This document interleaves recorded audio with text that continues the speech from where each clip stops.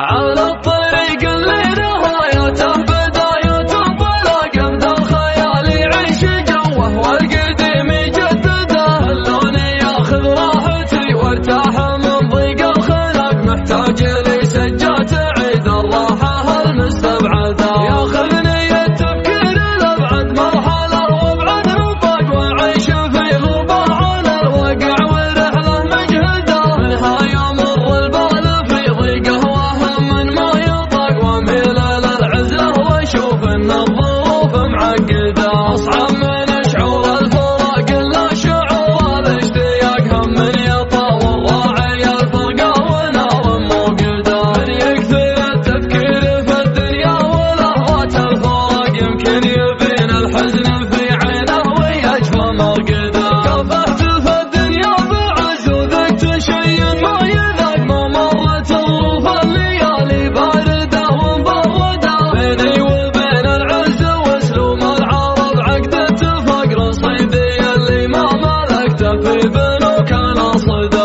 رزقي وتوفيقي على الله خالق السبع الطبق اعيش لحظتي ولا افكر في البكره وابعده كم سليم شكله معافى وتفكيره معاق يمشي على البيدة برجلينه وعقله في يده اللي ينفتح للشر باب يصير كانه في سباق واللي نصيته في مجال الخير كانك تطرده الخير والمعروف ما يجزى بصده وانشقاق على الاقل اللي يتجمل فيك احد لا تجحده يا الرفيق الليلي يا ضاقت علي الارض ضاق يسعدني اللي شفته اسعد واحد الله يسعده صدره خلي من الحسد والحقد واسلوب النفاق لا شفته بقضيقة الخاطر عساني مفقده المدح مثل عود الازرق ما يمد ولا يساق الا على قرم